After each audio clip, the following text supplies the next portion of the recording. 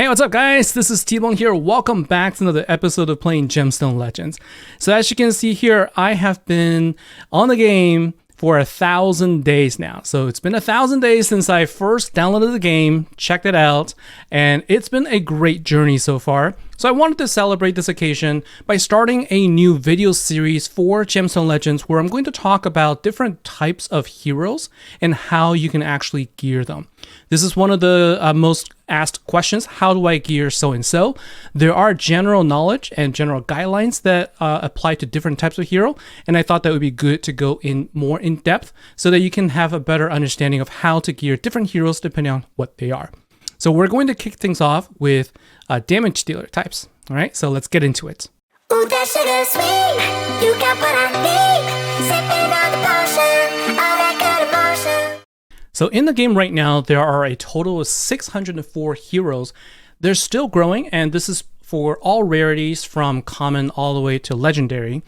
But all of them fall in one of the following classes of heroes. Okay, so when you do a filter, you can actually filter by class, and generally the heroes that will be considered damage dealers are going to be mage, assassin, warrior, ranger, and bruiser. The reason why they're considered damage dealers, for me, the definition is their special ability contains a description that allows them to deal damage to either one or many opponents based on something. Okay, I'll explain to you what I mean by that. So if we do this filter, you can see here is a collection of heroes that I would consider to be damage dealers based on their special ability. This is going to be the general case. There are probably going to be some exceptions here and there, but for the most part, this definition would work. So here's an example. We'll take a look at Akuma, and you can see based on the special ability that he deals damage to a single enemy based on 311% of attack. Okay, so this is an example of a hero that deals damage to a single opponent and is based on attack value. Okay, so this falls under the category of a damage dealer for me. There's also different types. Okay, so there's also one that deals damage based on health and also based on defense. So Brody is an example of a damage dealer that will deal damage to all enemies, and it's based on his max HP. Now, a lot of these heroes, especially legendaries, they will always have some other abilities that would be something like, hey, they'll also cast bleed, or they'll cast some other statuses. For the purpose of this video, damage dealers, I'm not taking a look at that. I'm just looking at how much damage they deal based on their skill. And then there's also a very popular hero that deals damage based on defense, and that is going to be Sophia, for example. Looking at her special ability, she will deal damage based on her defense to a single enemy. Okay, so these three types of values dictate how much damage your damage dealer will deal to your opponents.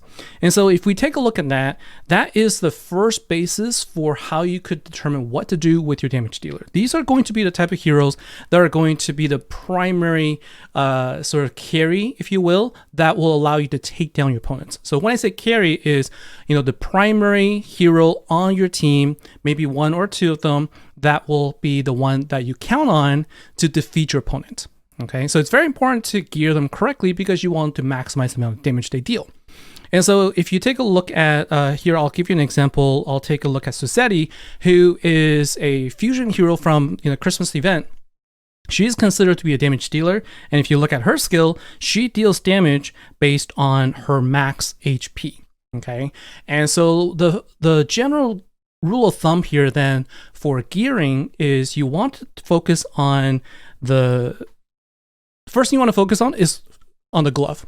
Okay, so this is actually really interesting because the glove is the only artifact that can give you either critical rate or critical damage. And for a glove, for a damage dealer, 95% of the time, you want to look for something that has critical damage. Now, the reason I say 95% of the time is because there are going to be times where you simply cannot get enough critical rate. And so in some cases, you might need to use the critical rate on the glove so that you can actually get enough. And how much is enough? The bare minimum that you want to reach for critical rate for a damage dealer is going to be 85%. So you can see I have 87% on Suzette, And that's the bare minimum because if she goes up against a red hero, she gets a 15% bonus for her critical rate. And if you have 85, then that gets her up to 100. So 100% critical rate means you at 100% of the time, you are going to you're going to be dealing additional damage that is going to be coming from the critical damage. Okay, so you're going to deal critical hit and you're going to deal additional damage. And if your critical rate is at 100%, that means 100% of the time, unless you are against a weak color hero, you are going to get you're going to be able to deal critical damage. If Suzette is up against a green hero, she's going to have a 15% penalty. So in order for her to guarantee a 100% critical rate, you will need to have 115% critical rate. So in other words, if you are able to get 115 critical rate for your hero, then you're guaranteed no matter what, no matter who you're up against, you're guaranteed to get critical damage. But it's really hard to get critical rate at that level without sacrificing a lot of your critical damage. And so that's why for me, I always just go for the 85% minimum rule. If I can get higher, great. If I don't, I'm not going to sweat it. So that's why for the glove, 95% of the time, you're going to see me focus on looking for critical damage. Now, a 5-star versus 6-star for critical damage glove is a difference between 70% and 65%. A 5-star critical damage, I'll show you, a 5-star critical damage glove will still give you 65% critical damage at max level. Okay, so don't sweat it if you don't have a 6-star critical damage glove. A 5-star critical damage glove is just as good. All right, so that's the first thing. Now, for the next thing is going to be looking at your armor and then at your boots. This one is relatively straightforward, and that is if your hero deals damage based on HP. For this example, that's Suzette. Then look for health as the primary status, but make sure that it's percentage based and not flat number. Okay, the flat number artifacts are basically not useful at all. So you always want to just look for percentage based. And in some cases, you might want to have something else like speed, for example, but those are going to depend on different situations. What I'm going to give you is a general guideline. So Suzette, you can see here, focuses on HP because that's how she can increase her damage, and so focus on that as a primary status. The most important second status that you want to look for besides critical damage then, and also your primary stat. In this case, we got our HP, we got our critical rate to 85, and our critical damage. Critical damage, you want it to be, over 100% for sure. Okay, above 150 is going to be ideal. Once you get to 150 and above, anything extra is going to be bonus. Okay. And so you do want to make sure that you can get to that value, and then focus on your other parts. And what you do here now is you look at the other side, which is going to be your weapon, your helmet, and then your shield. What these do is they will always give you flat status. So you're always going to get attack for your for your weapon, always going to get health for your helmet, and always going to get defense for your shield. And so these are flat stats that you're always going to get. So then what you do then is you use this opportunity to then focus on filling in whatever is missing. For a damage dealer, such as Suzette that uses health, it's actually really easy to build her. Because by the fact that you're building a lot of health, you're going to make her really survivable. Like, she is going to be tanky, and it's going to be hard to take her out. And so then use the substats to try and boost the critical rate, make sure you get to the minimum amount, focus on the critical damage, and then just wherever possible, look for either health or something that you need for that particular hero. In this case, Suzette has a skill that will also freeze. And so I need to look at accuracy. So this is where you can now use the substats on the left side, these three, to kind of get you some of that value. I typically try to use these three different gears on the left side for critical rate, and then I use these three on the right side for my other stats I really look for. But it's actually pretty easy to gear a health-based attacker.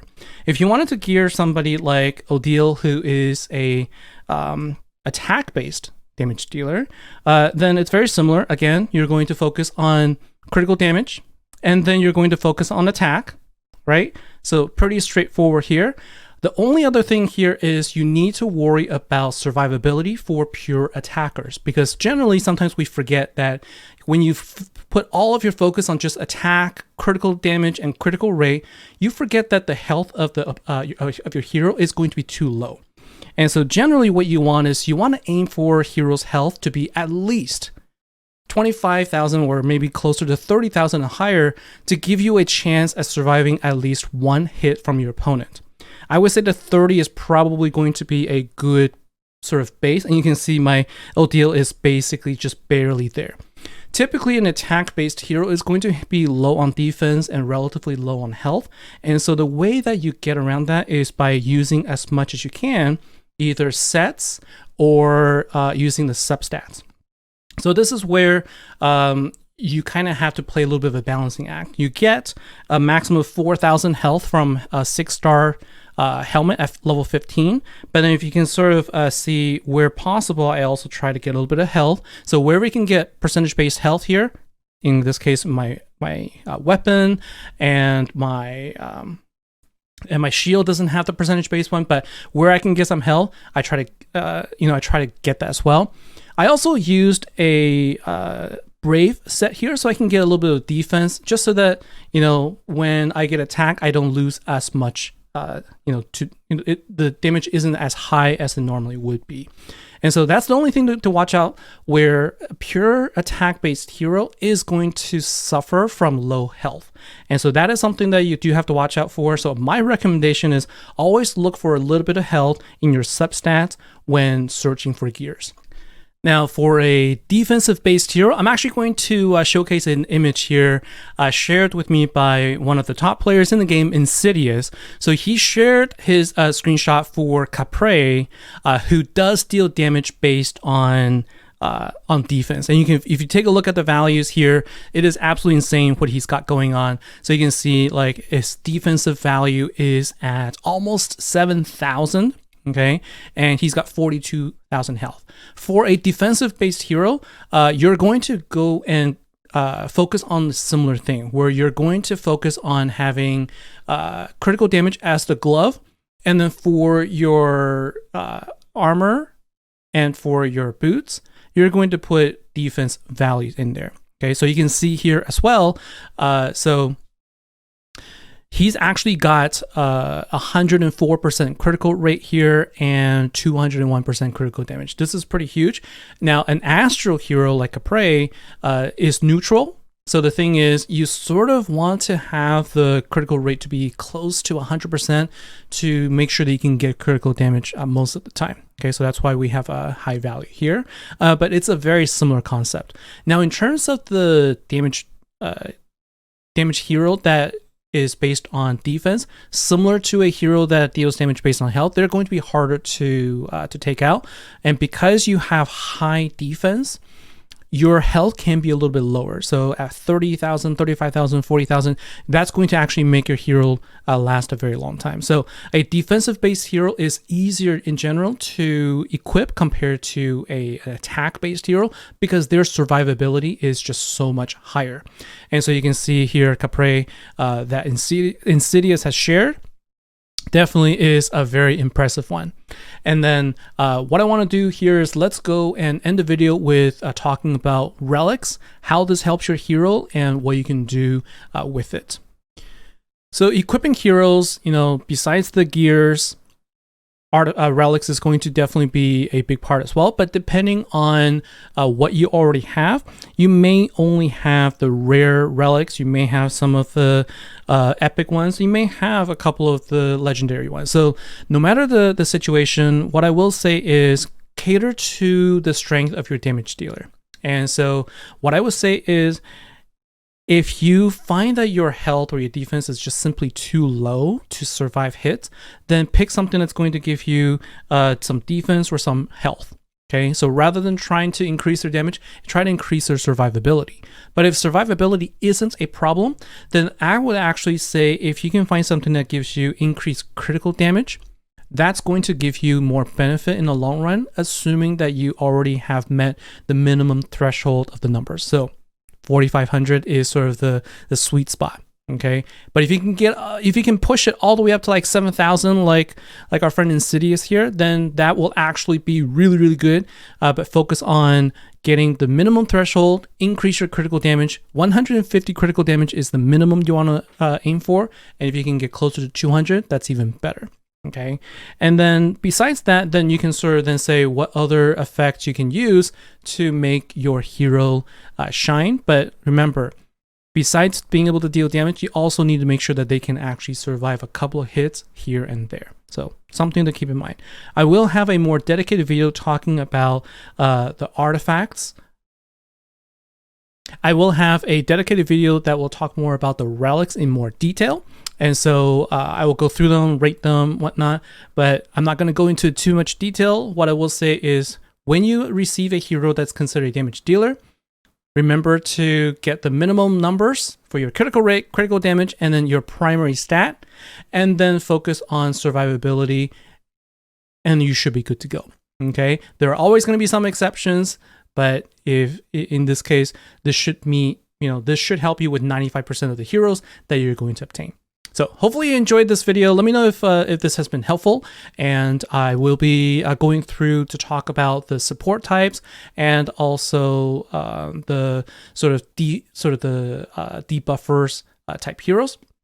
So keep an eye out for that for future videos. Let me know what you think in the comment below. Thanks a lot for watching, and I'll see you next time. Bye now.